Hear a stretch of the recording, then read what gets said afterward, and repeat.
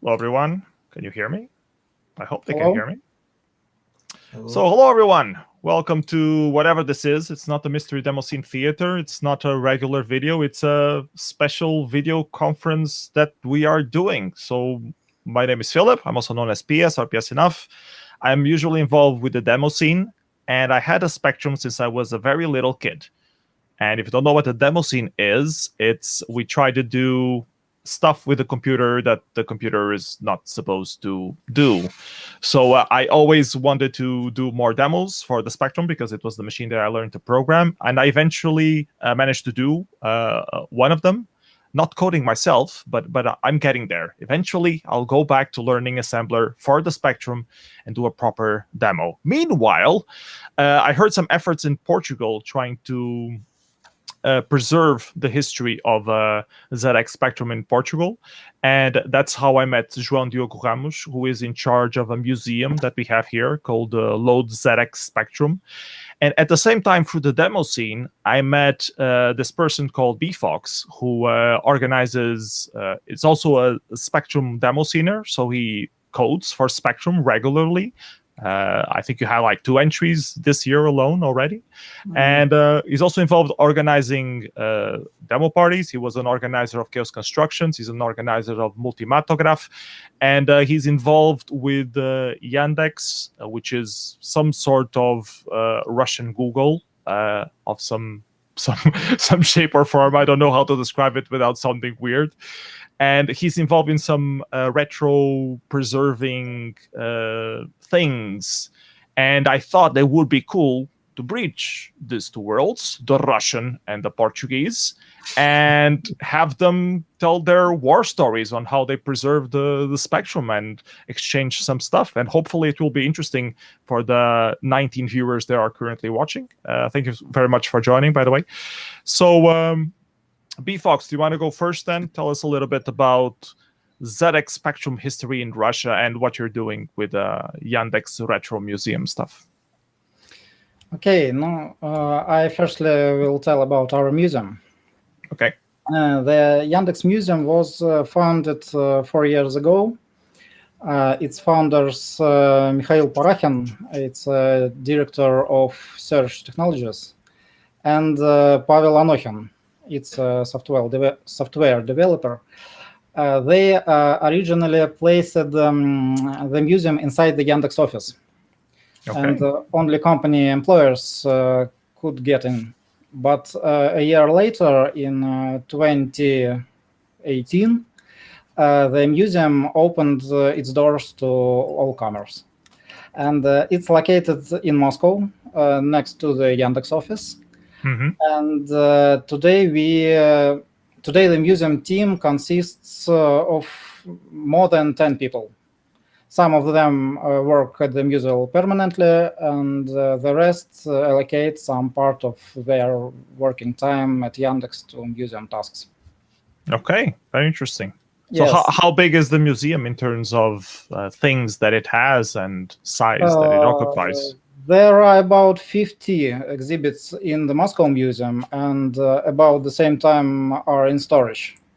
Okay. Because we can't exhibit them yet because of the current premises don't allow it. Mm-hmm. But last September, we opened one more museum in St. Petersburg, where placed about 25 computers and other devices. Okay. Well, what kind of computers? Like retro machines from Russia, or?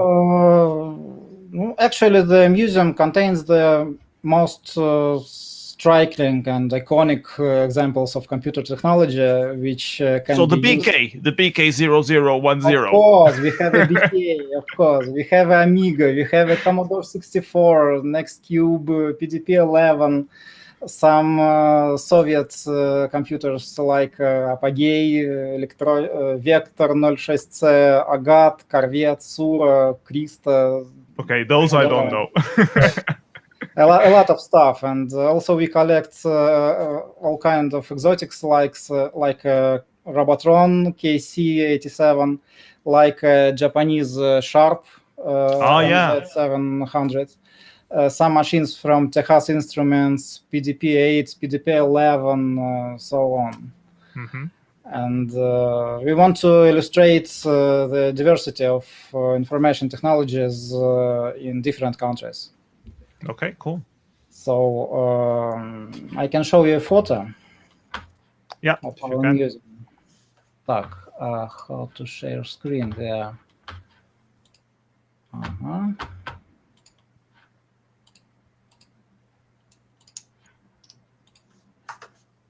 For example, like this one. Okay.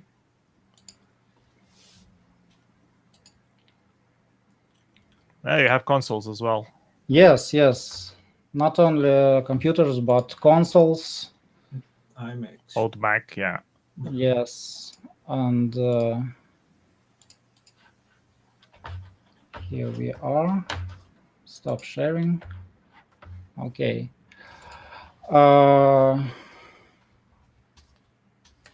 Yes, we have consoles, we have computers, we have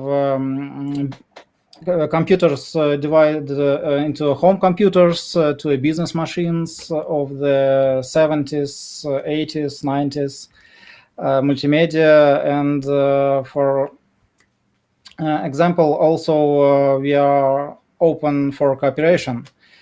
For example, we have recently begun a partnership with the Museum of Soviet Calculators, which has hosted a permanent exhibition of electronic, mechanical, and electromechanical calculators and counting machines in our museum.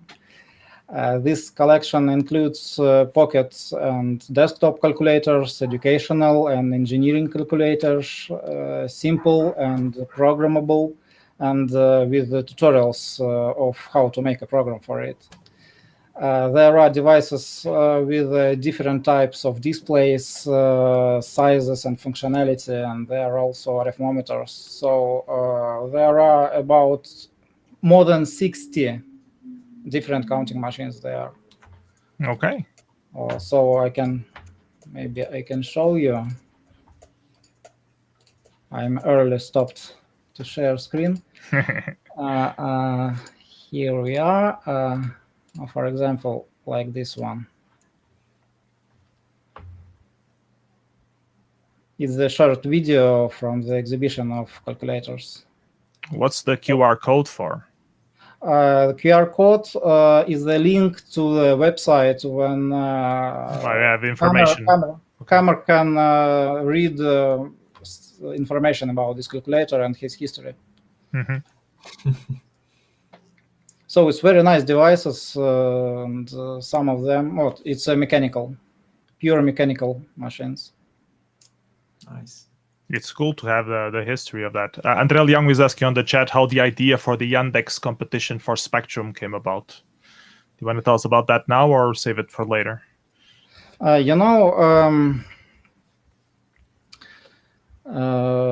guess those guys interested in our demodulation or Yandex Kratka Games battle. The games battle. That's what he's asking about.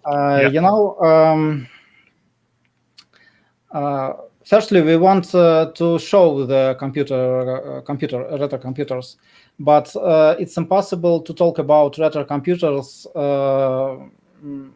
only of the past, only of their past. But we wanted to tell people about its nowadays. It's about how they feel now. So we tried to start a gaming developing contest that for people can make programs for ZX Spectrum, and we held it 2 years in 2019 and 2020. Mm-hmm. And this year we want to do a combined compa. Combined with what? With several 8-bit and 60-bit computers. Okay. Instead of being specific for the Spectrum, you mean? No, we want not to focus only on a Spectrum. We want to focus on different platforms such as BK, such as Commodore, such as Oleg, for example. But instead, Or so it's a replacement of the one for the Spectrum or a new one? New one. Okay, good. ZX Spectrum, of course, will be held. Okay.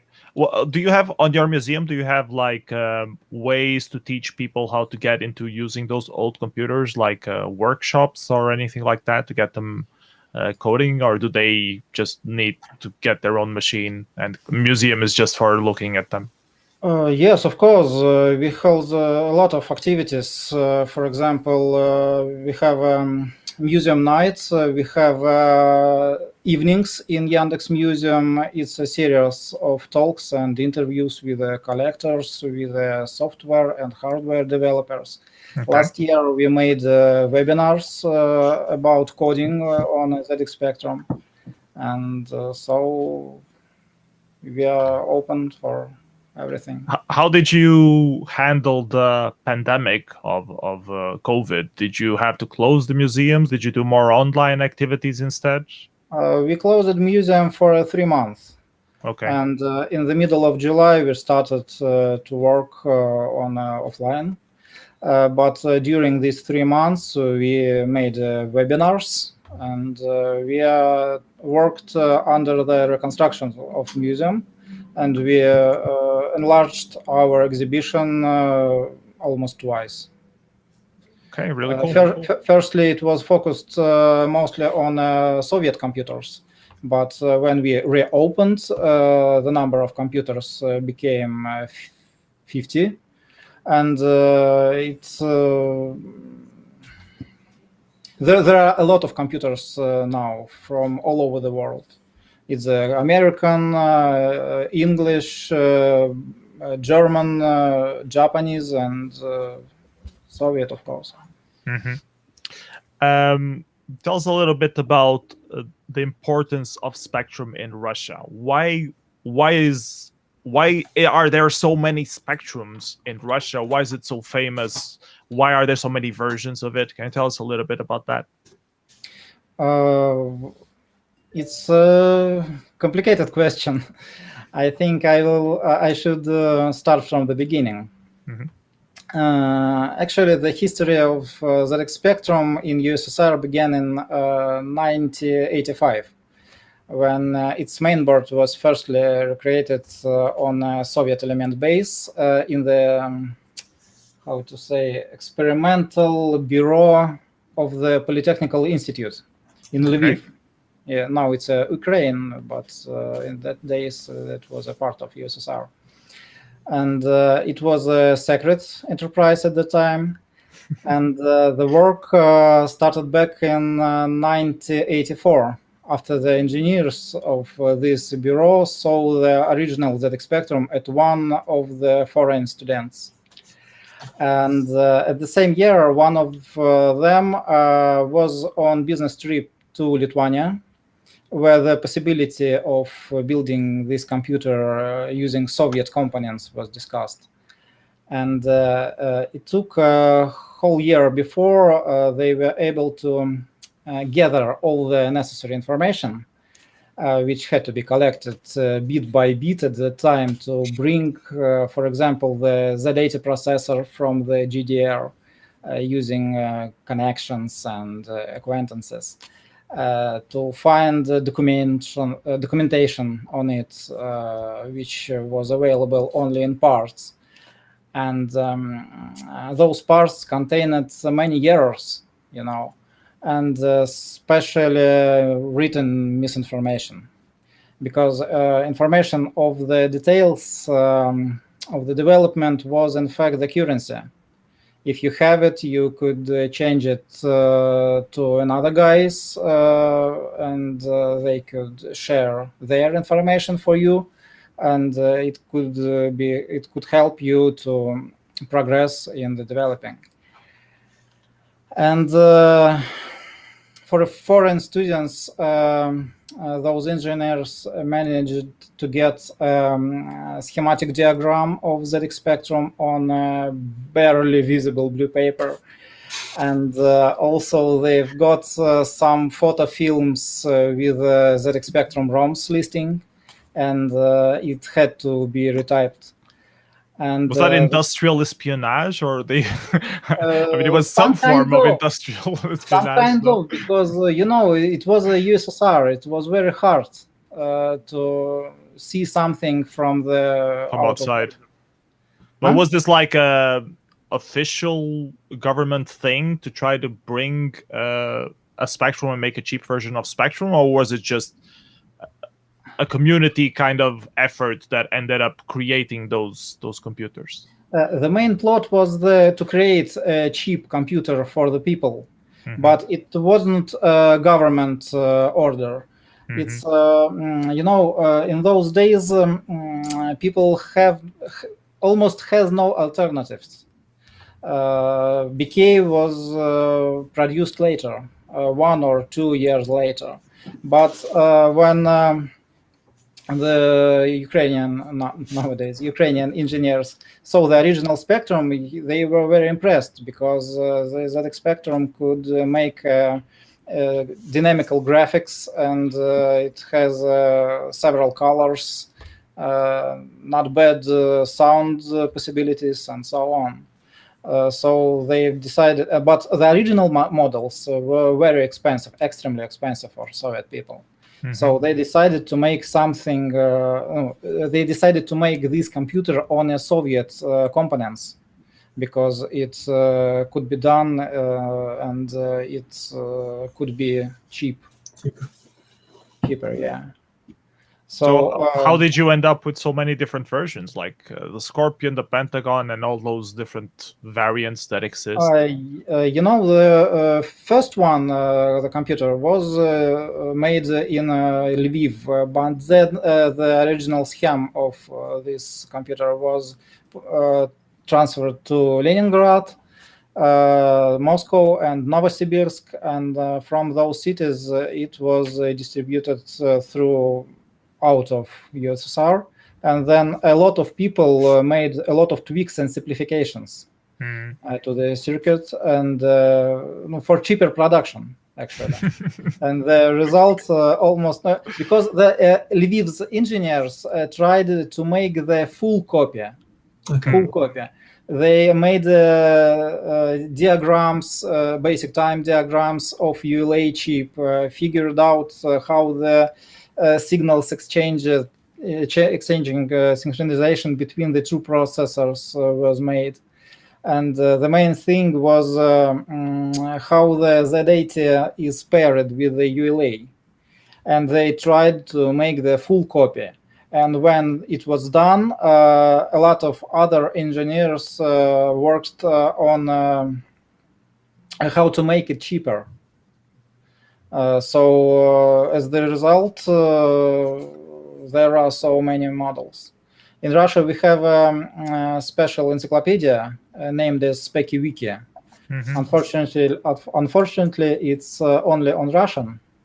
I can show you maybe. New screen share. I tried to look at that list at some point, and there were like hundreds of them. Yeah.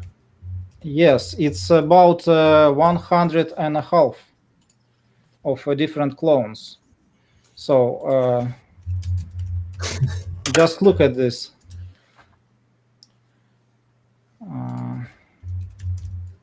Just clone. Here is the full list. It's ridiculous. Like, try to make a game that is compatible with all this stuff. Were they like made to? How compatible were they with the games that were made in the East? Did they even have games in the East being ran there? Were they like pirated into Russia? Did Russian people do their own games?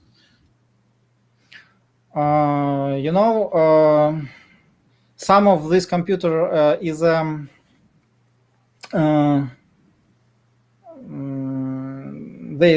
many of them significantly different from the basic model, but most of them are quite close to the original. And people made games, of course, for it.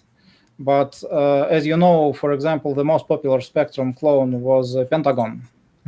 Yes. And many people consider that it's an enhanced Spectrum.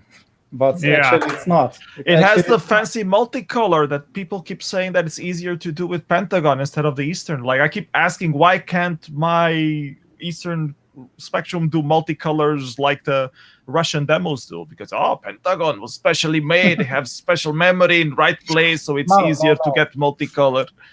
Actually, it's a clone of regular ZX Spectrum 128, but with beta disk interface. But he has a slightly different timings. I can show you one slide which illustrates it.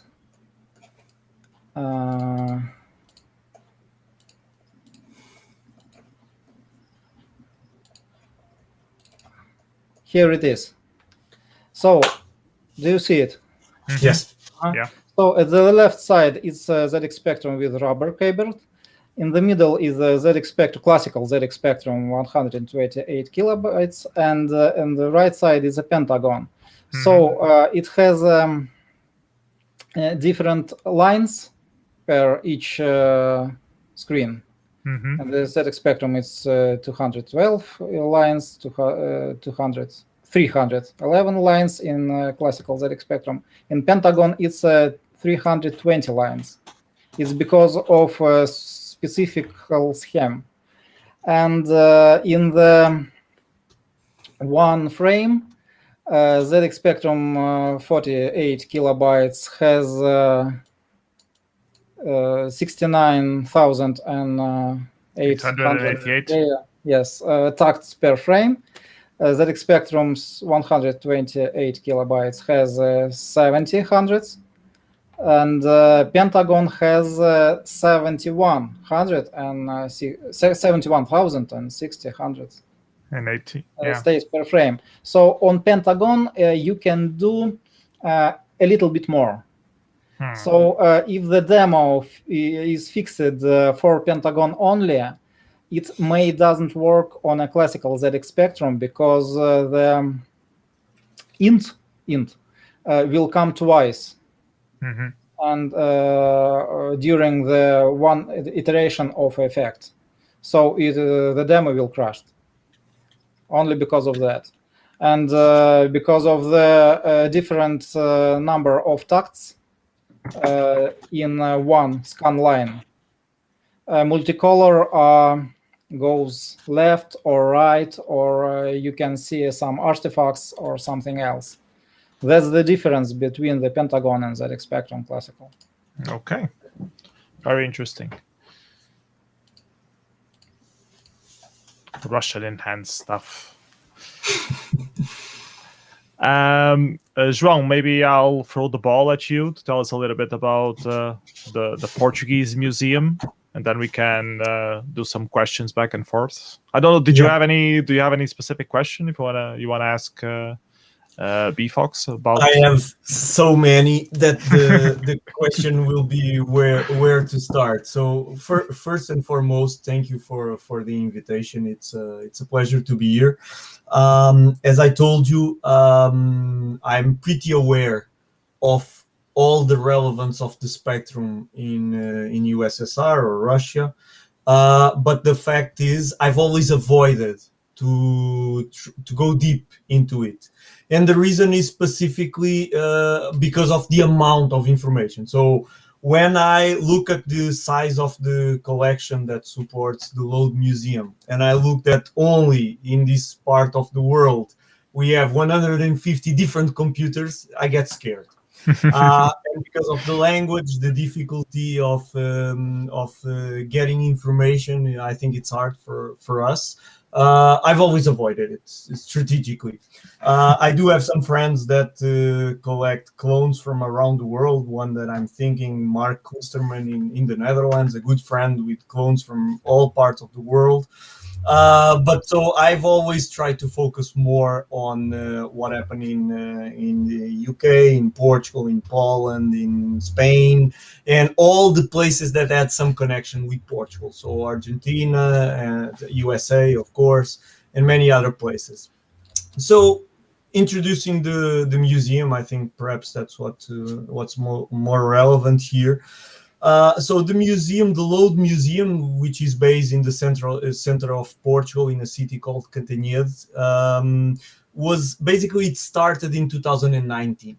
Even though officially the museum was created as a, let's say, a standalone place in the end of last year, in October 2020, it had already started with a preliminary exhibition in since April 2019.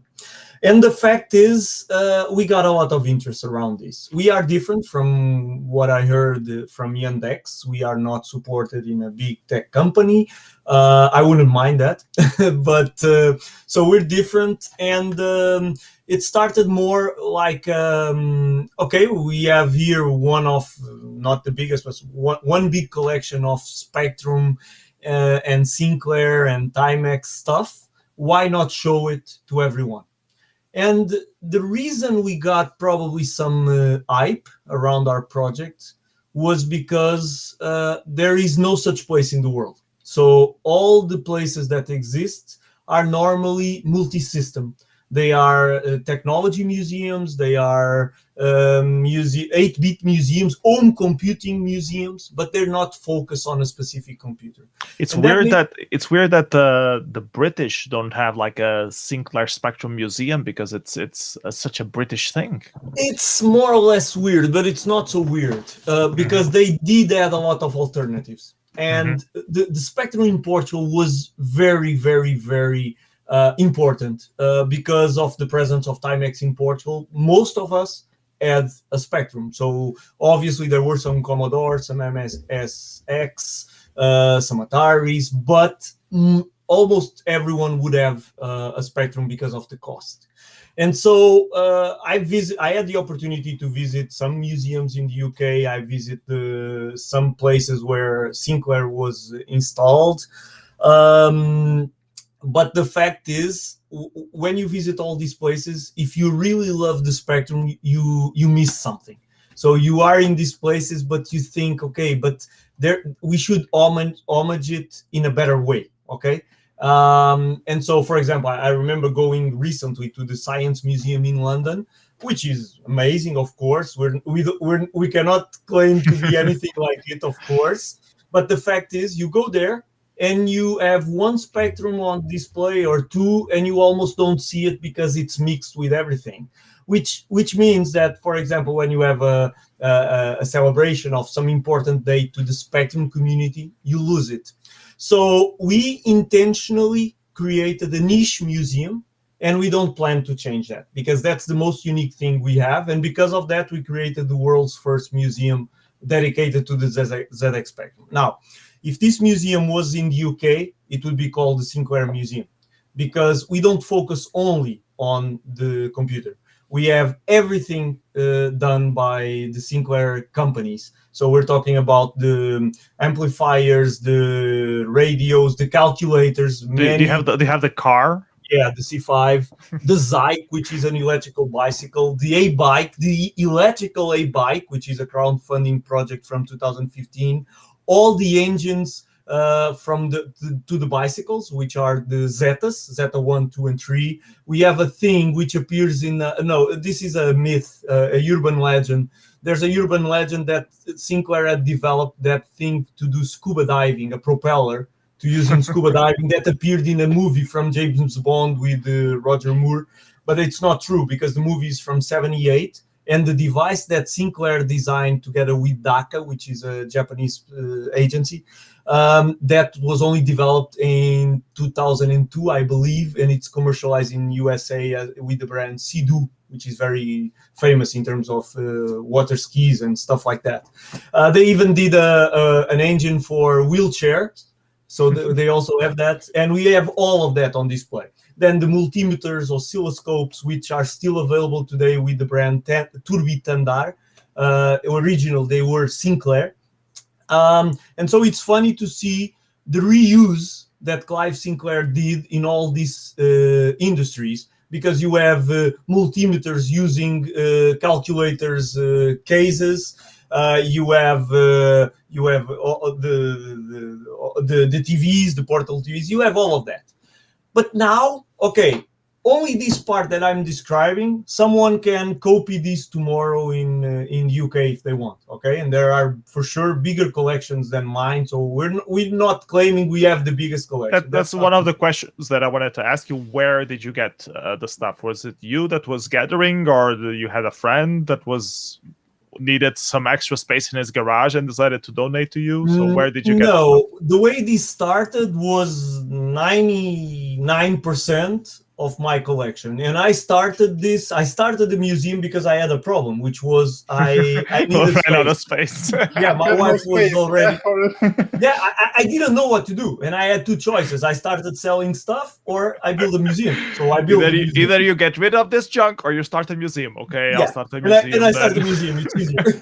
So I convinced the city hall, and I found a great partner, because the hardest part of opening a museum is to have the human resources to manage it.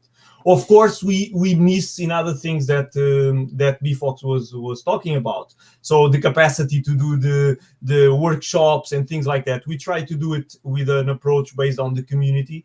But even because we are not in the big city in Portugal, we're not in Lisbon or Porto, we are not in a tourist city, it brings a lot of challenges. It's tough to do it like we're doing, but at the same time, for me, it's the best thing, because I live at 1 kilometer from the museum. So if I want to go and grab one computer and test at night, I can do it.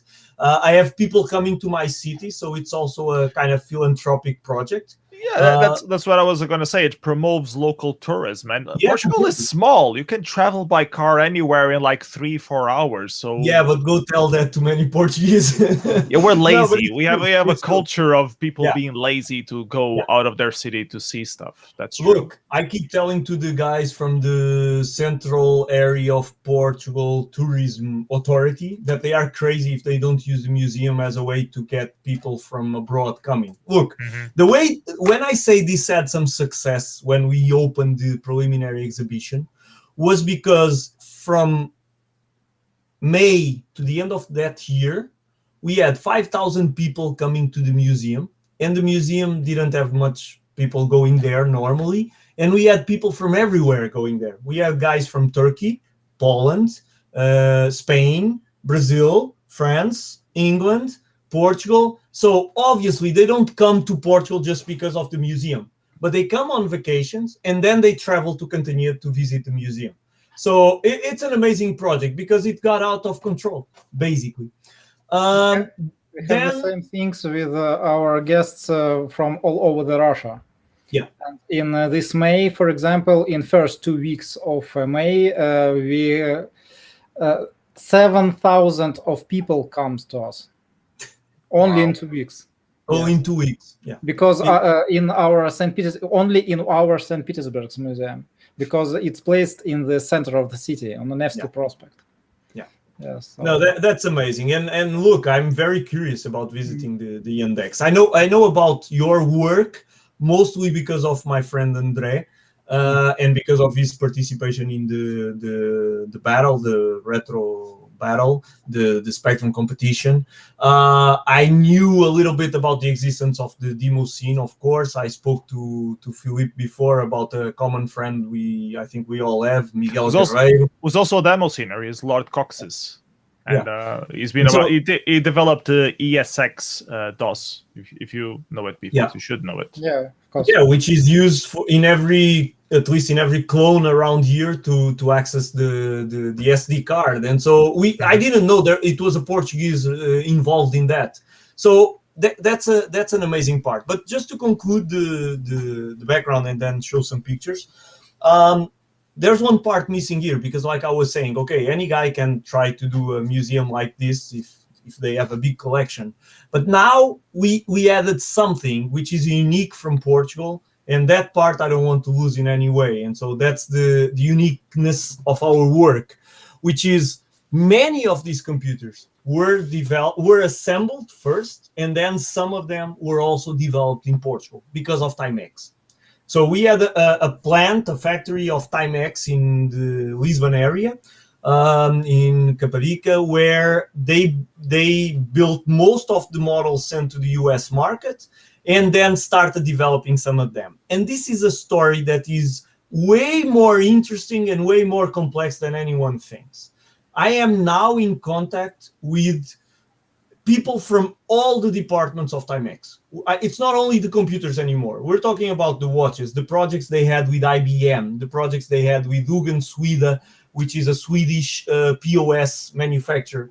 We had the development of some of the first SMD gate arrays, the replacement for the ULA, done in Portugal together with an institute that Felipe knows by name, which is INESC, which started around that time, 40 years ago. We had a lot of plastic mold companies developing in Portugal because of Timex. We had a lot of things happening over here. We had the story about the exporting computers to Poland, which was very hard and involved. We have, everyone knows, okay, we send the computers and they send the Neptune monitors, the green monitors to us. It's far more complicated than that. It involves the Brazilian supermarket Pão de Açúcar. And I have hours and hours of interviews recorded.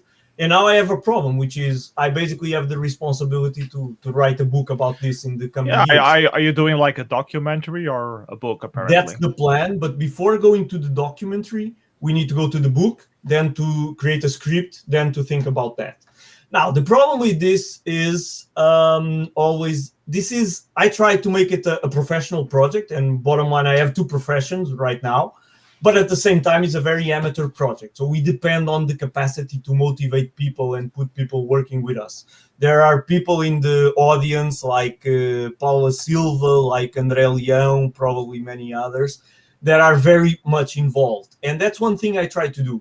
I try to, with their permission, I try to steal ideas and bring them to the museum. So the museum is basically the physical place where everyone that thinks about the spectrum should come. Okay, you want to see spectrums, you want to play with spectrums, you want to repair spectrums, you want to have a workshop about something like that, you should think about coming here.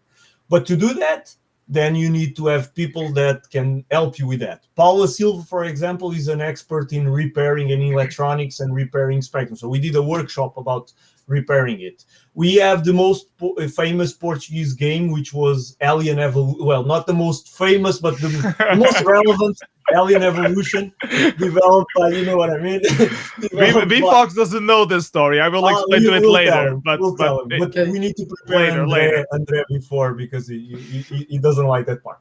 But so Alien Evolution was a game developed by two or more Portuguese guys from the south of the country.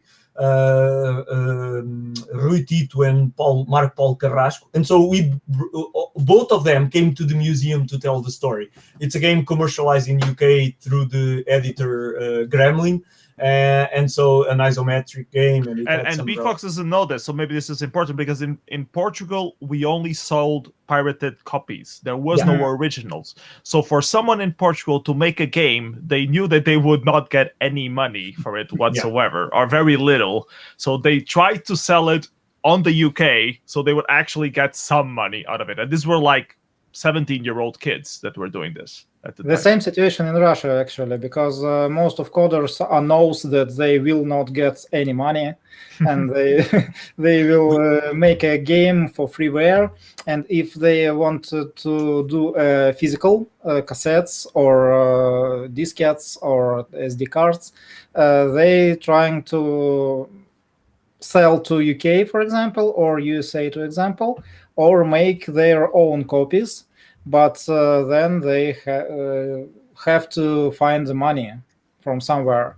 And some guys, for example, started a Kickstarter campaign and collect money from that. Okay. I don't know if bfox knows a copy software we had back in the days called OmniCopy. OmniCopy, of course. I used it in my childhood. Okay. Now, I don't know if you know, OmniCopy is Portuguese. Yeah. OmniCopy 2. The copyright says Omnisoft. The guy is a guy called George something. I know. I spoke with him once. Do you know them? Sorry? Do you know them?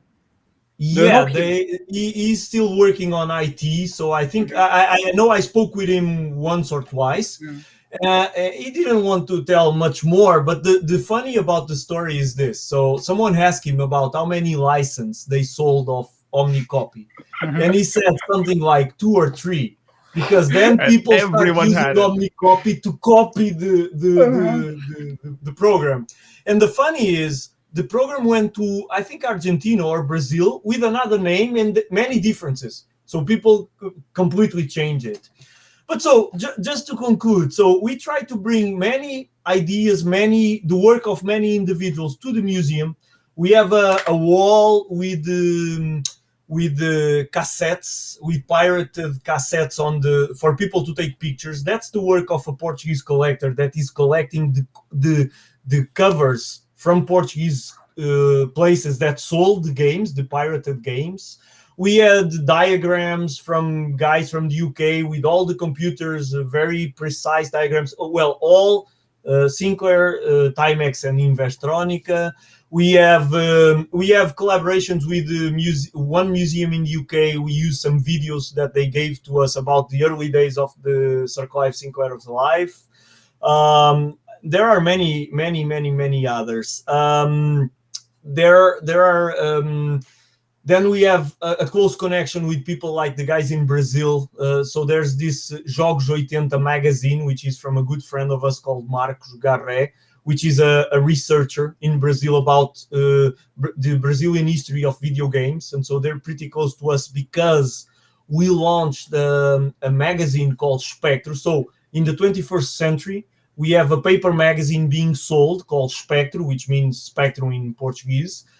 For mostly Portugal, Brazil, which is a joint project between the two countries. So basically, we try to have this group of people dedicating their time to preserving the stuff, and we bring them together. We're not doing anything in the demo scene right now. That's something we need to correct with Philippe, with Miguel and many others. It's in the talks. We have talked about this, and now that COVID is starting to go away, we will definitely try to organize something. We're at the moment trying to, because look, I'm a computer science guy, but I don't program for 15 years or so. I started in the Spectrum, but I stopped doing it. Now I do marketing, management, and things like that. So he went to the dark side. Yeah, the dark side completely. So nowadays, my objective is to bring people that can bring those skills. For example, I spoke about Paula, and I have a picture here to show you. We have a replica of the issue 1 ZX Spectrum that she made, and she commercialized a little bit in some numbers of that computer over here. But that's one example. For example, we're trying to do now the reverse engineering of the Timex gate array to help guys in Poland that are doing replicas of the board. And if we can do it, the objective is the following. Timex in Portugal developed some computers that were not launched. One was a Spectrum with 250K of memory called the TC3256. It was not launched, but there are prototypes. I know who has one, and we have one on display on the museum, but it's not complete. They also did a very interesting project called TENET, Timex Educational Network, a project that was going to be sold to Chinese railway. It was not launched. We have those devices. Excuse me, for what? Why Chinese railways is interested in ZX Spectrum? Probably to promote education in the country, and the railway has a big company, and that's something that we have in the interviews recorded already. And so the thing is, we have that hardware, but if we want to push it forward, if we want to replicate it, so we're trying to go also a little bit on the hardware side to try to bring that back to life. With the additional factor that we have, for you to know, I told you I was in contact with many guys from Timex. I have all the guys from the engineering team are in direct contact with us and trying to help us to find technical documentation and all those kind of things, which is also good for them because their wife complains that they have a lot of things in the attic and they can get rid of it. So we help them with that. Let me just see if I can show just some photos, and I'll hand it over to Philippe. Okay. So share screen. Let me just choose one. I think it was this one. Let's see if I can make it right. Yes. There is one screen being shared. Okay. It's That's acceptable like this. So this is the entrance of the museum. Forget that. So we have some big sculptures in the entrance of the museum. This is made in styrofoam. Again, you wouldn't have this in a technological museum because you would need to have an Amiga, an Atari, a Macintosh. Oh, I didn't say it, but well, you'll see in the pictures. We have other computers. Sorry, I didn't choose the photos. It's a folder I have with many photos, including me. So take me off the photos. The objective is not that one, but you get the idea. This is the entrance. This is a former primary school where we put the museum with the load and enter. This is the first. So we have basically a space of around 100 square meters with 3 rooms. Okay. First one is dedicated to the history, so the black watch, the calculators, some amplifiers, and that part, the pocket TVs, all those models. Pocket. Obviously, one thing which is the same as in the Yandex is we also use the QR codes. So I created something like 220 QR codes for people to get information on this, because when I'm at the museum, even today I went there to meet some friends and do a guided tour. That's one thing. If I'm not there, they have people that open the museum, but they don't know the story in detail. And so then people have a guide that they can use, a digital guide. Some issue 1 Spectrum, one of the oldest in the world. The QL with the printer, which is a Seikosha printer rebranded. Timex also sold it as a Timex 2080 printer. We also have that. So now you start getting some view of the museum. You see my mouse. You have different areas. First one dedicated to Circle Life. Second one dedicated to explaining what is a computer, with all the brains, the Z80, the Intel, AMD, Civics, Motorola. Then one part, which is the around the world, which is very small. So as you can see, if I start putting machines here from Russia, I don't have space. You need a separate room just for Russian machines. We need just another museum just for that. So we have here computers from Argentina because they were made in Portugal, the initial ones. Computers from Egypt because they run with an Arab ROM. A Timex 1500, which is a predecessor of, well, it's not a predecessor, but it's a 16K black and white ZX81 made by Timex. But this one is a system for controlling an AC system, sold in USA by a company called Parker. Many other codes. For example, here you have a NTSC, so an American Spectrum, which is very, very hard to get, with a different ULA, shielded. This came from I didn't Peru. even know they had NTSC spectrums. Yeah, it's very uncommon. You only find it in Latin America.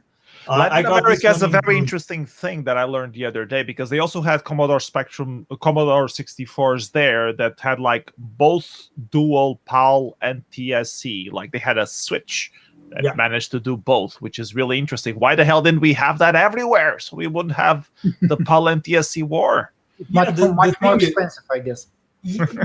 But sometimes it was not more expensive. Sometimes it was more a matter of planning it. But the fact is, the PAL and TSC SECAM thing already existed. Okay, so you had to overcome it. For example, I found a Timex computer in Uruguay, Chile, that I'm waiting to exchange. It's nothing special. It's a Timex 2048, but it's NTSC. I saw pictures of it in the past. I knew it existed, but now I found one, and the guy wants to exchange it with the museum. And so I'm taking care of it. Now, I got the pictures. I sent them to the guys at Timex. And one of the technical guys, basically answered me saying, "What's so special about that? It's just a different faceplate. And then you just choose another pin on the ULA, because the ULA we did already has that. And then you have a different crystal, and that's it." So at the end of the day, it's nothing fancy. For a collector, it's very uncommon. But at the end of the day, it's nothing, technologically speaking, it's nothing special. And so this is the area of around the world. Here in the corner, you have all the different board versions of the ZX Spectrum. Now we're entering the Timex area. Now, in the Timex area, we start having some very, very unique things. Felipe is Portuguese, and he was born, or he lived in the north of Portugal. He told me Gaia before. So Felipe, here you have a picture from the Porto Stadium, the old one, Estádio das Jantas, okay, the soccer team. Now, there was a big panel with the letters on it. It was controlled with Timex computers, sold by a company called Dixtronic, which was from a former Timex employee. The computer was this one. This black box here, it's where so the they use mouse the is, spectrum to control the lights at the stadium? to basically send characters to that LED panel. I don't know if it's an LED panel. And so I have the technical documentation, and I have the systems they use. They use the same systems for internal CCTV things at hotels. They use the same Timex 1500 machines to the company that existed before Lusa, which is the national news agency, which was Notícias Portugal, which was another one, and that's what you see here. Here you have a very nice equipment which came from the Timex factory, which is a ZX80 kind of hardware emulator. So as you didn't have IDEs to basically break the code and do debugging, to do breakpoints and stuff like that, you needed hardware to do that. So this equipment allows you to do that. It substitutes the Z80, the processor, and it intercepts all the calls made to the processor. And many other things that you have here. I don't want to bother you. Sorry, I made some mistake. Okay, just a few more. This is just other equipment from Timex, from the medical area, the Portuguese Timex computers. These are some of the prototypes. So the TENET, which is that Timex educational network thing, which this one is from a friend of mine. So he got this prototype. Now, 2 weeks ago, I visited the former location of Timex in Portugal. And I was there with people that continued working in the company that is nowadays there. It's completely unrelated to Timex. But I thought the building was torn down. No. The building exists. Same building? Okay. Same building. They are making some changes. In the main building, you have an important military IT company called AID, which is an important Portuguese company. And so I was visiting there, and one of the guys gave me some presents for the museum, because as I told you, it started with my collection. Nowadays, I have many things that were given by others, of course. And so the guy gave me an interface, and he told me this is the first version of the TENET. So the TENET was never launched, but before it was a computer, it was just the interface. And so I never saw any information about it before I got it. So I was very excited about it. Of course, now we need to study it. We need to dump all these ROMs.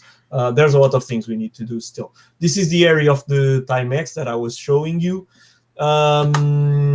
This is a Timex terminal, which is a thing made by Timex that runs CPM. It's a combination of their floppy disk system with a terminal.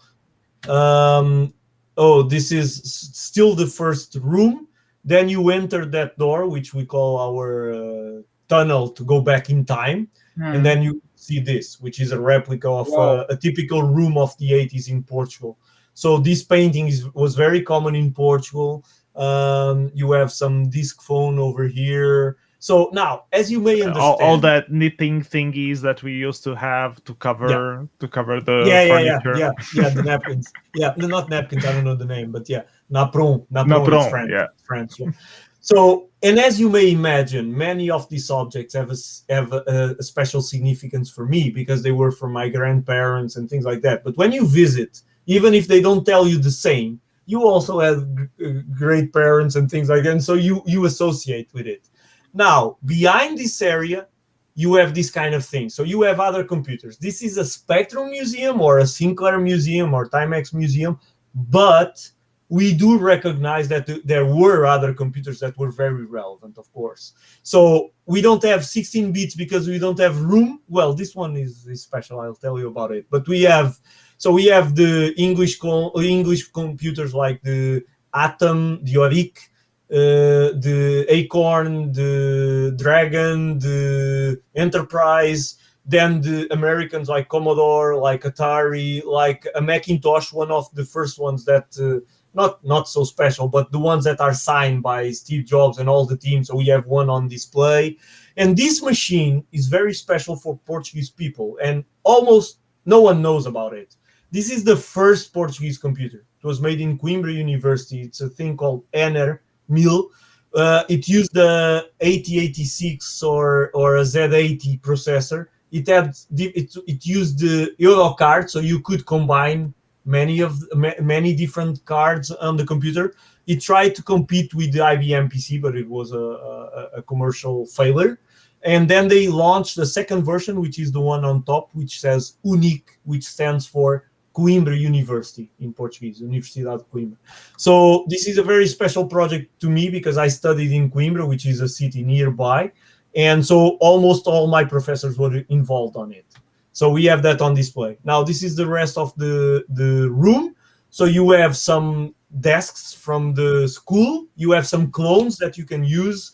So in this area, we have just Speckies, we have ZX Nuvo, we have Raspberry Pis, we have ZX Uno, the Spanish one, we have the Next, we have those machines, we have the Vega Plus, all those things. You have books, Spanish, English, Portuguese. All the TVs are ready to have subtitles in English, Portuguese, or Spanish. Right now, only in English. But again, we don't have much money. So all of this was made, for example, this was a friend of mine that set up 15 Raspberry Pis, and we deployed it. Each television has a Raspberry Pi going on there, working there. Some LED display, some diagram on the wall, one area with the multimeters, oscilloscopes, and an explanation of what the spectrum is. And then the exit, where you have the vehicle, so the C5. This canvas in the wall was given by the nephew of Sir Clive Sinclair, who is also developing a kind of a C5 trike. And so it appeared on a BBC program, a TV program, and he gave it to us. And I think this is the last one. Yeah, this is the last one. Let me just show, before I forget, let me just show you one final picture and I'll stop. Where is this? Paula's project thing. Yeah, precisely. Just to show you the picture, because I know she sent it to me. And so it's the least that I could do is to show it. Give me just 1 second. Here goes. Here goes. Okay, just put it on the right screen. So this is the replica. This is called the Yodo issue 1.1. It's a replica of the issue 1 that Paula did basically from the original schematics. There are others. In the meantime, there were other people doing some other replicas. But this one is funny because it has a lot of relevance to me. Because until Paula appeared in the community, we almost didn't have anyone doing hardware stuff. And that was very important because you start giving the example, you start having people like the guys in UK and in Russia and in Poland and in Spain and in many other places in the world have. Because we are smaller, we didn't have almost no example of that. And we need to bring people together. And so I find that more than the project itself is the relevance of bringing people with the skills to the community. That is very, very, very relevant. And so I'm very happy to have the first unit she made. She gave it to the museum. And so it's here on display. So what's the difference between this and the normal Spectrum? Like, does it have any modernity stuff? Not this one. This one is precisely a replica. The reason she made it was because it became almost impossible in terms of price to get an issue 1. It's very expensive to get an issue 1 nowadays. And so because she has the skills. My own. Yeah, why not? Let's do it. Well, it's like, okay, I want to show my computer. Let's build a museum. So she has the technological knowledge. She made the computer. For me, it's easier to make the museum, but for her, it's easier to do this. But this replica has no transistor on in the top of CPU. Yeah, Paolo is saying that one isn't finished. It has some Bluetooth components thing, missing. Yeah. No. It's unfinished. I think that was on the issue 2. I don't know if in the issue 1 they had that already. It was. Oh yeah, the spider, the spider, cockroach. yeah. Yes. Yeah, they do. No, this one doesn't. They fixed this, I guess, only on third version. Yeah. Of a main board. So Flip, up to you. Tell us how you want to lead this now. Questions. bfox, do you have any question about the Portuguese museum for João? Anything that I have interested only you? one question. Where is it? And I want to go. Cantanhede. So if you go to our website is loadzx.com. If you go there, you have in English also the information, so you get all the coordinates, all the information. But so look, I think one thing we should be able to take from today is to open the doors to make some kind of collaboration, friendship, whatever. I think that's the minimum we should aim at.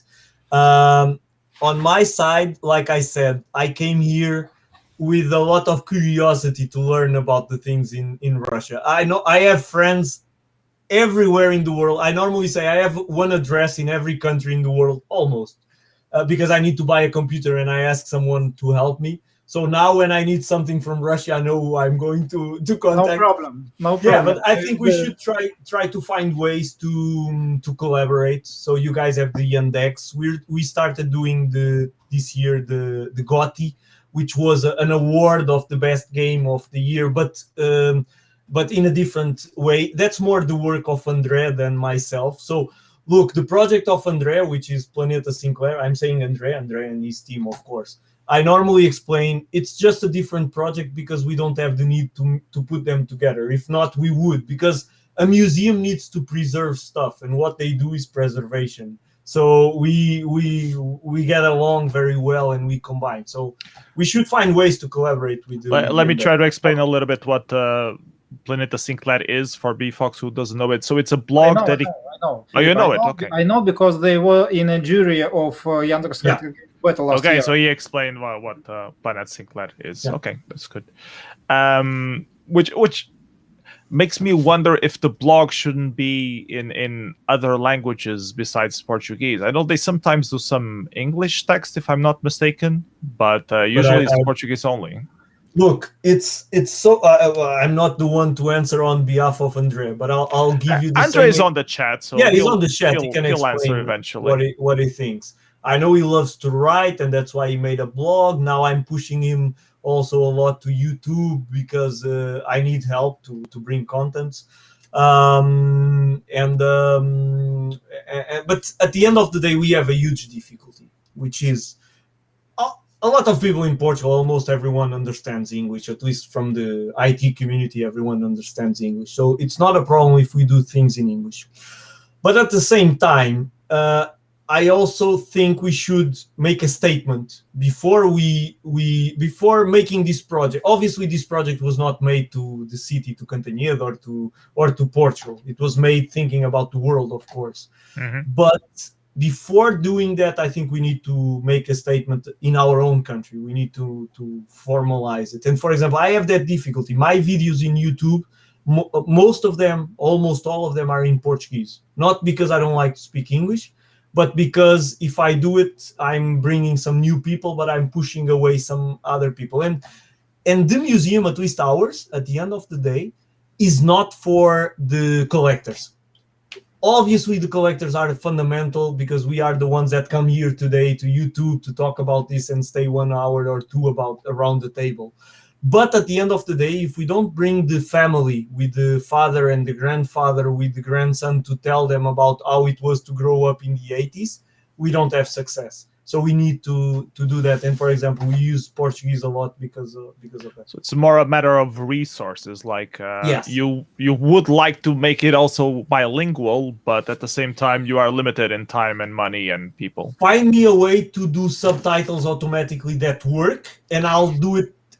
I find it. I'm ashamed of not launching my videos with subtitles in English. Sometimes I have people there listening and joking, saying, I heard Spectrum so many times, I know I'm on the right place, but I don't understand anything of what you're saying. We have the same problem with Russia, bfox, because there's a lot of information about Russian Spectrums. It's all in Russian. we can't Yes. understand Yes, anything from it. At least I don't know Russian. So do you know of like efforts from Russian Spectrum community to like open up a little bit more? Yes, it's a really problem, and we are working on it. For example, when we spent our demodulation last year, we have translators, synchronical translators to English, so the foreign audience can show the stream. And we are thinking about translation of our webinars, last year's webinars, with English subtitles. I was watching the party that you were organizing, Multimatograph, and the only part I understood was when John Romero was there because you were speaking English with him. And I saw the compos because it had a slide saying what it was. I couldn't understand anything else. Yes. It was still a good party though, but language barrier. Anyways, you were saying, I apologize. It was not a multimatograph, it was demodulation. Our own, yeah. Our own demoscene. Yes, festival. yes, correct. Yeah. Better language translation, automatic translation. Google was trying to fix that. Apparently, they're not quite there yet. They actually, on YouTube videos, they used to have automatic translations, but it always kind of sucked. Yeah, and if you speak in Portuguese with a lot of oral communication, with a lot of expressions that we use, it doesn't translate very well. It doesn't even write very well. Mhm. I never found one that does it. But so yeah, it's something that depending on the content, I try to choose what to do. Sometimes I try to do things in English. I'm always happy to try to help. For example, we did the celebration of the 40 years of the ZX81, which was in March this year. And so I had to make a decision about how to do it. And look, I'm going to be very honest. This was something like someone made a comment saying, remember that the ZX81 is going to be 40 years old. You should do something. And I thought, okay, we should do something. And normally I'm a little bit crazy because what should have been just a 1 hour program or something like that, I started thinking, what can I do? Okay, I have friends around the world. I like to talk. Why don't I go and talk to everyone and try to understand what it was like the ZX81 in each country? And then, okay, we have the language barrier. So what do? Okay, I speak English. I speak more or less Spanish. I speak Portuguese. Okay, I'm going to talk with people in Portugal. I'm going to talk with people in Brazil too. I'm going to talk with people in Spain. I'm going to talk with people in Argentina, which was amazing because there was a lot of things related to Timex, and I only knew a part. We saw all the clones from the ZX81, the Spectrum, all of that. The Brazilian one was also amazing because they are a country so big that they had so many things happening, so many companies launching clones of the ZX81.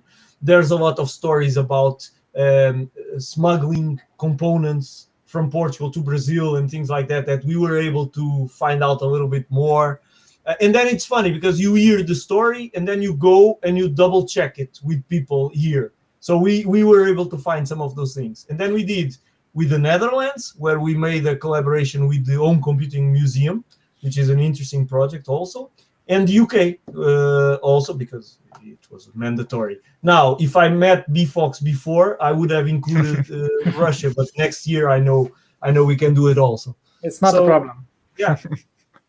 The Russian connection. One question that I wanted to ask you: what's the future of the ZX Spectrum? Is it a lot of people say that it's the ZX Next? I talked with a few demo sceners who don't quite agree with that. So, João, you first, because I'm curious on both of your answers because I haven't asked any of you this before. Look, so, João, do you think it's the ZX Next or? My what's the expression? My gut feeling?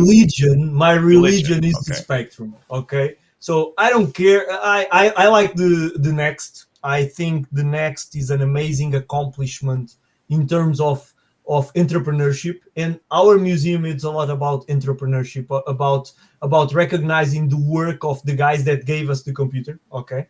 And so from that point of view, I admire the Next, and I like it that it's a Brazilian project. Also, it's also something. It's not an English one. It could have been like the Vega and many others, but it's also nice to see that happening, even though it was adopted by amazing guys like Jim Bagley and many others that are amazing guys. But it's funny to see the project starting elsewhere, and I knew it before the Next. So from that point of view, I only have good things to say about the Next, and I was completely impressed. So I was the guy filming the first 5 minutes of the second Kickstarter they launched. I was going to buy one. I have one from the first Kickstarter. I was going to buy the second one, but I start seeing the counter Numbers with the money. And the objective, which was $300,000, they got it in less than 5 minutes. I filmed it. I couldn't beat because I was filming it, and then it was crazy. So I admire that, but at the same time, I just want to tell you that I'm also the guy that doesn't have anything against Paradise Cafe. To bfox, it's a very we have to explain that. We have to explain that to bfox. So Paradise Cafe is Wrap a it game. up. Well, if you want to explain it now, please, by all means. Okay, explain, please.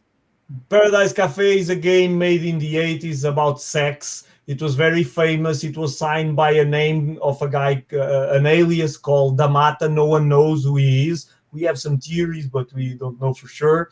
And the game is about a urban legend back from the days involving a black football player and a singer, a Portuguese singer from a girls' band.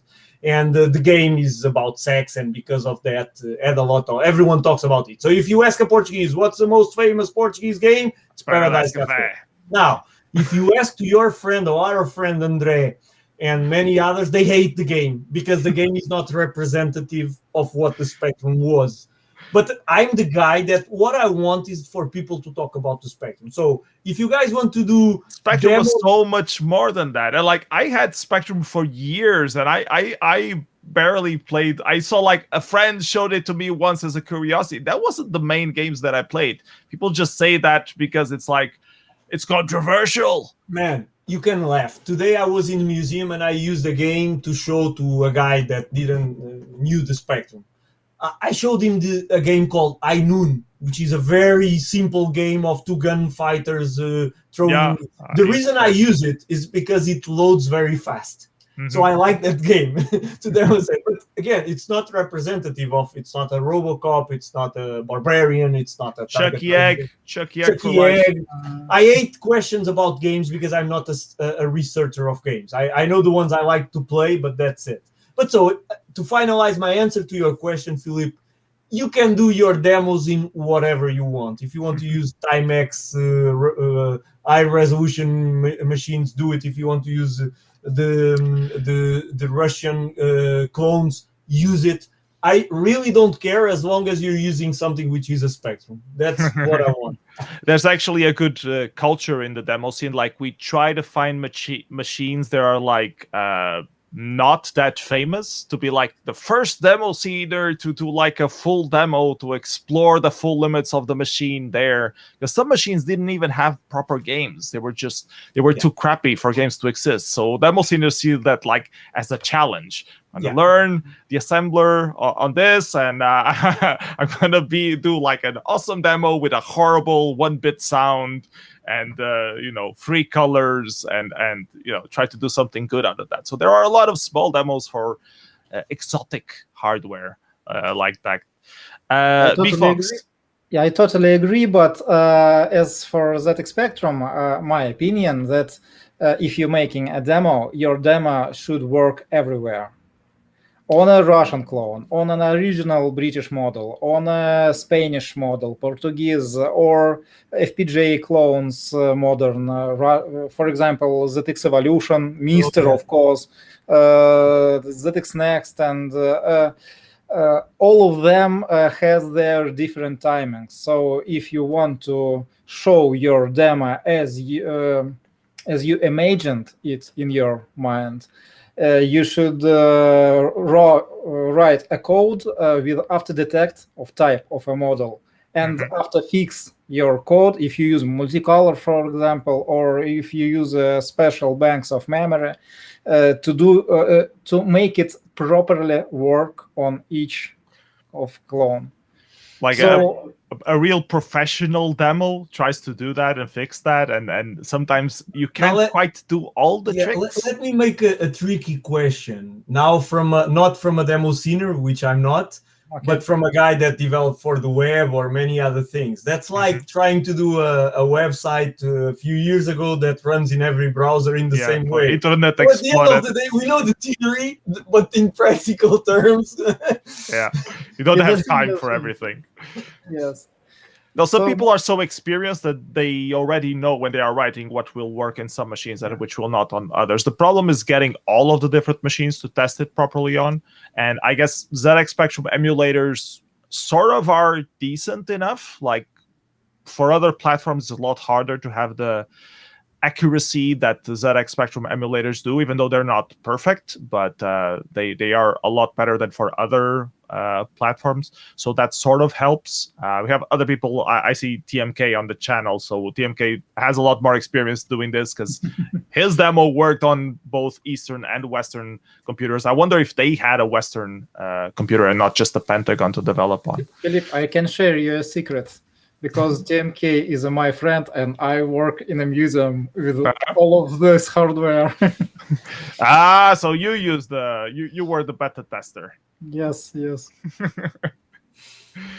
Okay, but bfox, I was asking you about the ZX Next. What do you think about the ZX Next? Do you think that's the future? Will the developers for the current Spectrum all migrate into Next stuff, or will the focus still be on the ZX Spectrum that we know currently?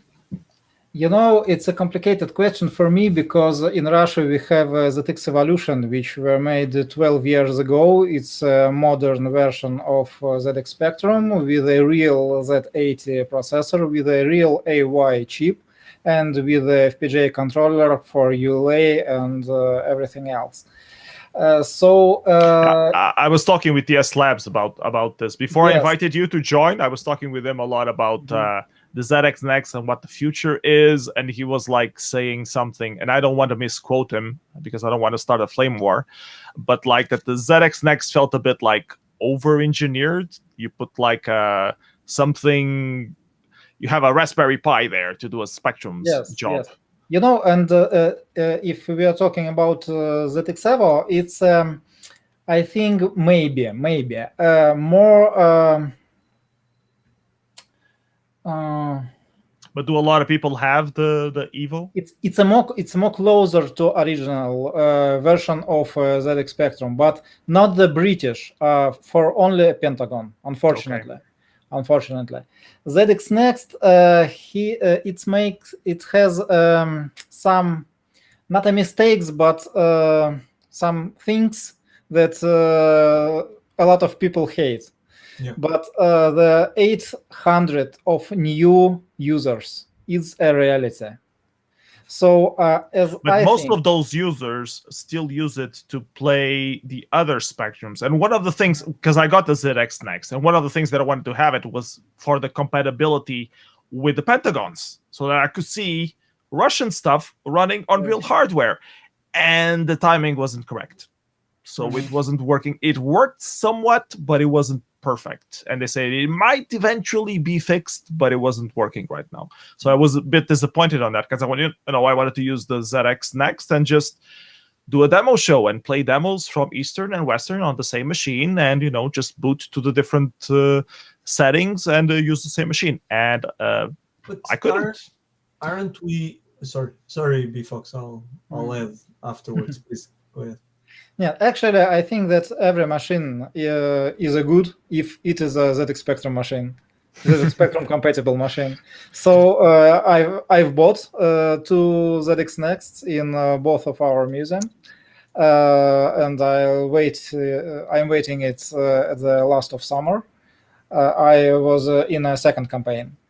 And of course, we have a Pentagon. We have all the models of original British ZX Spectrums from ZX80 to ZX Spectrum Plus 3. and we have a QL also, and everything. So I think if you are interested in ZX Spectrum, if you are interested in some kind of other machines from Clive, it is great by itself. So would it be ZX Eva? Would it be ZX Next? Would it be ZX Una? Or would it be some kind of, I don't know, Leningrad, Lviv, and some other Russian clone? It doesn't matter. Some questions on the chat. First, Random was saying that ZX Evolution is just a DIY computer. ZX Evolution is a great example of missed opportunity to be a next Spectrum. Okay, some people will be sad and upset and starting a flame war over that. But I think the main problem is always how many users adopt it, because you can always do like an upgraded version, but then most people will still be using the old version. And that's the same problem that the ZX Next has. Might overcome it if it keeps doing new editions and people actually do software specific for the ZX Next. But I'm still left wondering. If you allow me, and before we also have the question from Andrea, which I think is very important. But still on this matter of the Next, I think it's also a matter of defining who is the target user of each computer. Okay, and I think that's fundamental, because obviously the Next, I'm not discussing if it's overpriced or not, over-engineered, whatever. I'm not even competent to make such assessment. But the things you get with the Next is you get an amazing look and feel, which you don't get from the Evo, which is and reminds a lot of the original Spectrum. Like it was the last computer designed by Rick Dickinson, so it's like discussing things from Apple and other computers. We all know that other brands make computers with much more better specs, with better specifications. But at the end of the day, you have a lot of guys like myself, but you have a lot of guys that buy stuff from Apple because it's the experience, it's the operating system, is whatever. We think it's worth it. So the Next, I think, like you said, it's not a machine created for people to explore or to try to replicate all the other clones. It's a machine created because now we all have 40 years old or around that. We have some money which we didn't have when we were kids, and we can afford it, or some of us can afford it. And so we can buy a computer that remembers our childhood and still play the same games. I agree with you. Most of it, I'm sure. For example, I know Andrea uses his own Next to load the original things. So probably it's not because you have new games with better capacities, because then they start. I think most people test the new games on like online browser emulators. They don't actually load them on their old computers. That's the feeling I get. I bought 2 of them to explore the Next, just to be able to show the Beggars in Space and some other. I remember that. But I think it's a different experience. Even the way you communicate, the difference if you have a manual for the end user or not. The manual was really cool because it was the original Spectrum feeling. Like, have this big thing, it tells exactly everything you need to know about the machine. You just need to read through it. Sit down, read through it, and you'll know the machine inside out. So that was really cool.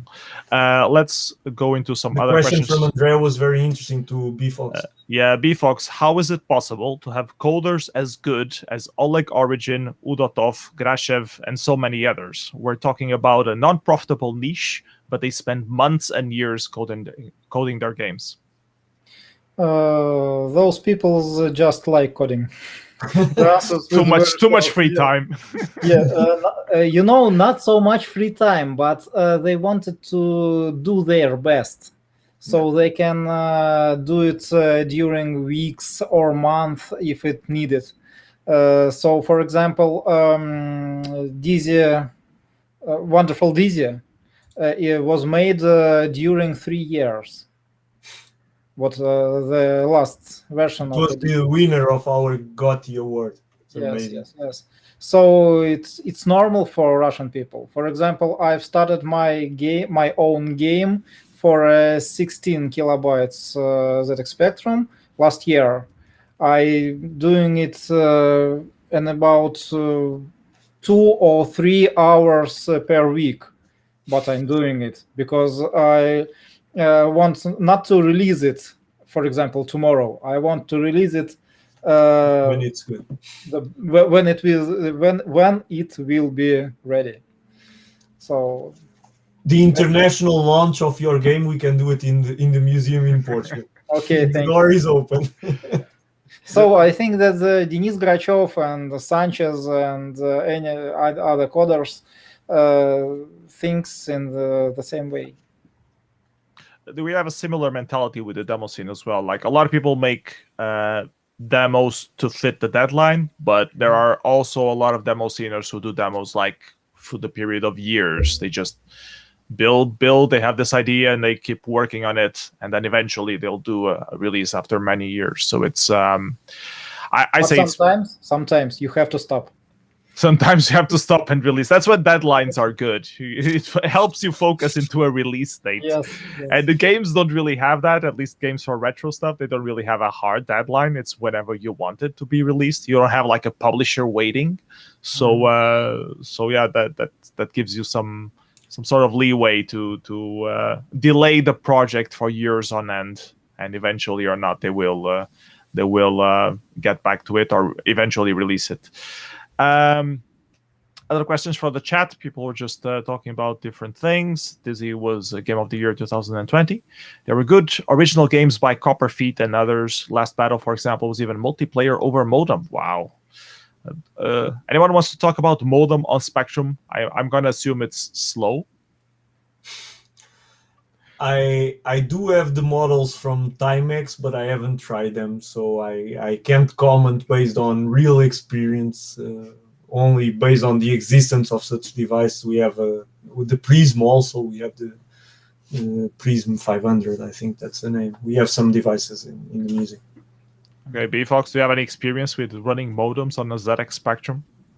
We have in Russia. We have some schemes of modems for clones. For example, for Scorpion ZS 256, and I used it by myself at my student age, and I guess we have no Russian clones with a modem inside from a factory in stock.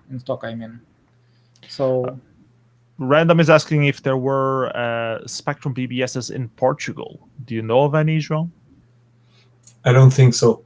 At least I know who might be a good person to ask is José Machado. I think you might know because he was active on both the BBS scene for the PC and on the Spectrum scene coding. So he might know some insight on that. The BBS I remember were for PC. For the Spectrum is not something that I heard. I heard a lot about communication involving the Spectrum, involving amateur radios, CCB radios, and many other things. Sending the games throughout the airwaves. One of the examples I'm always given, the guys in Algarve, they were very active. And I remember one guy telling me the story that they always knew the winners of the Oscars in USA before they were announced in Portugal, because they decrypted a transmission that they were able to get and basically get the results. So, but those were normal things. We had a lot. I imagine Russia was, well, it's so big that they had so many things that I don't know if they have all the information, but we had so radios and TVs, non-official, would stream games during their transmissions overnight over here. So that was something common. So the usage of transmission to get games and programs was something used here. Yeah, Paula Silva is also saying she never heard about Specky BBS in Portugal. Yeah. We have someone on the chat saying that they were sysop of Spectromania BBS was a Danish BBS. I wonder if it's focused on Specky stuff. If it's retro gaming, if it's a Spectrum BBS, I would like you to join the chat and tell us about it if it's possible for you.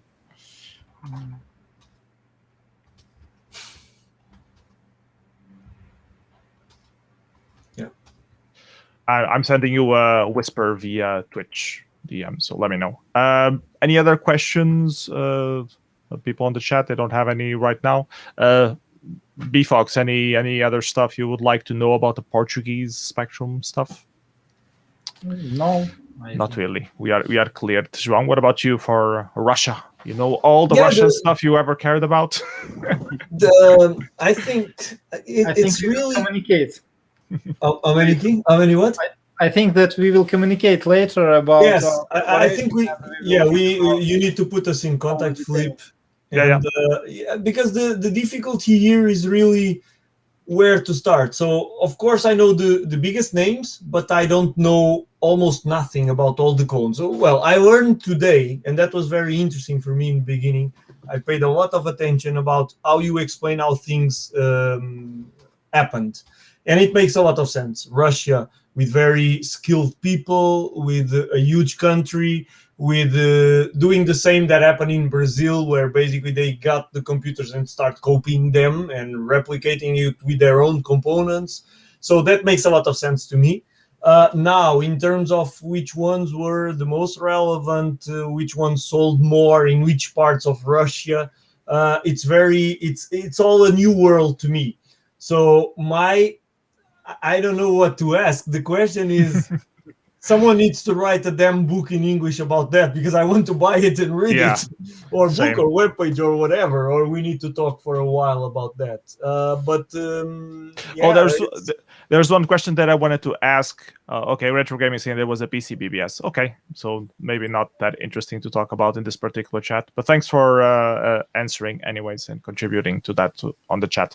What I wanted to ask was about, I saw a few parties recently using the ZX Next to play the turbo sound thing, which is having two AYs instead of one. Is that the future? is that legal? Should that be possible? Do you have any thoughts on that? I know there's some specific hardware to do that as well. bfox, do you have any information? Actually, turbo sound was designed by an NDPC group in 2007, and it was made as a several device which can be connected to any spectrum instead of its own AY chip. So you take the AY chip which is in stock, you pull them out, and you get there the turbo sound, and you can listen or write music for two AY chips. How widespread was it, though? Huh? How widespread? Like, how many people had it? Not so much as I wanted. Yeah. But I guess it has about 200 of users, maybe, in Russia. But ZX Next developers liked the idea, and they made 3 AY chips in their computer. So it is turbo sound compatible, but you can use not only 3, not only 6, but 9 channels with 3 envelopes and 3 noise generators. But it's only on FPGA. All Russian clones uses real AY chips, and the turbo sound main board is using the real AY chips. And only the ZX Spectrum Next use the FPGA realization. Okay, João, did you know about this at all? I knew the existence of it. I'm getting it's a Russian project. I didn't know that. If I'm not mistaken, didn't I think he's Polish, the guy Piotr, the guy that makes the Jaspeki 128. I think he was selling a board. He assembles a lot of hardware, and I think he was selling a board with the turbo sound, but I'm not sure. But probably just the implementation of the design that you described. It's not something I had the information. When the turbo sound was designed and developed, an NDPC group shared the material to internet. So everyone could download it and produce the devices in their own countries. So maybe use that. Yeah, it's normal. Maybe Piotr made the same thing. Yeah. Okay, I think we are wrapping up for today. Thank you so much, João and bfox, for being here today. It was very enlightening. It was a pleasure to have you both. Thank everybody on the chat who showed up and asked some questions. And yeah, any last words, João? What are the activities for the Lotus X ZX coming up? Yeah, so we're living a crazy period. We opened a museum in October, basically because the construction was ready, and we had the national TVs coming saying we want to film even if it's just the painters concluding the work. So bottom line, we opened the museum because we had to open it. But it's kind of stupid because we haven't done a formal opening. I had huge plans involving guys coming from the UK to talk, guys from Portugal, guys from Computer says Timex. no. Sorry? Computer says no. Yeah. And the thing is, we postponed everything. So there are no physical activities planned because it's not sensible to plan them right now. Now, after everyone is vaccinated and things go back to normal, if that ever happens, of course, the idea is to go back to activities in the museum. And then it starts to make a lot of sense to have workshops, things about programming, things about repairing electronics, all those kind of things we want to have back. And then it's just a matter of basically being challenged by people around us, having ideas, putting people working together and making that happen and disseminating it. That's one thing. In terms of final remarks or words, look, I think I look at this conversation as an introduction. It was a way to meet some new friends, a way to give visibility on what we're doing, try to learn more about Yandex, which I knew, and like we were saying, yeah, let's keep talking. I'm sure we'll have many opportunities to put people from these parts of the world collaborating.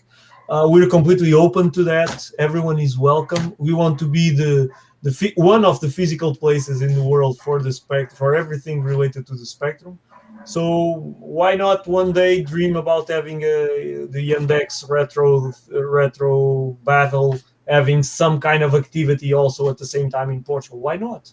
We just need to dream about it and make it We happen. do have Portuguese developers. I saw one just joined the chat a little while ago saying that he's late. So don't make me talk about that guy. You guys were talking about deadlines and games that take years to develop, and I was going to say something about my friend Flip Vega. The guy promised me a game for the museum, and I'm still waiting. I don't know what he's doing here. He should be coding. Just saying hi to Flip is a good friend. He's involved in so many things that he doesn't have time for everything. But yeah, it's the problem we have of being a small country with a small community. We need more people, so we need to elsewhere. bfox, what are the plans for the future for Yandex in terms of museum, and then what's happening on the Russian spectrum scene globally, both retro gaming stuff and the demo scene? Can you plug some things that are about to happen? As for Yandex, we are waiting when our new office will be built. It should be in 2024, and in those new office we should have a much bigger placement for a museum. Yeah, I think it could be twice or third larger than current. And of course, we want to exhibit all our computers that we have, and to make more activities. Maybe we will make a special exhibition which we could take and to bring it to different countries or different cities of Russia, and to make a temporary exhibition, for example, in Nizhny Novgorod, for example, in Yekaterinburg, for example, so something else.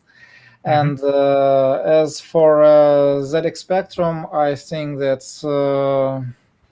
guys, there is not so There are no many of us left, but I'm sure that almost everyone doing his best. Someone makes games, someone makes demos, someone organizes demo parties.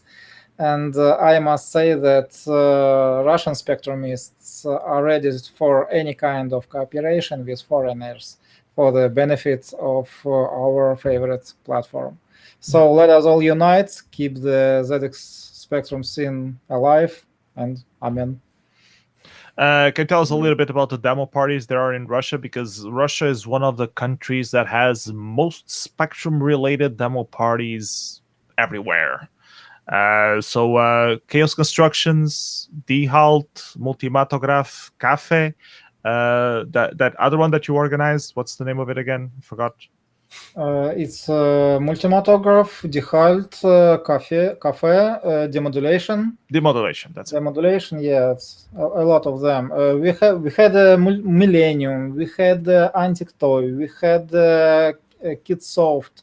A lot of demo parties in Russia. Nowadays, I guess the mainstream demo party is Cafe, House Constructions, and Demodulation. And Multimatograph is a Ford for demo parties. What's up with Chaos Constructions? Because it used to be like big, and then there was some weird point that most organizers seem to have left, but they still do things. And you used to be an organizer. Can you tell us a little bit about that, or is that like I'm going to start another flame war if you talk about that? I think this question is better to ask Random. But Random also left the organization at some point, and now apparently he's back. So it's weird. I don't know what to think about Chaos Constructions anymore.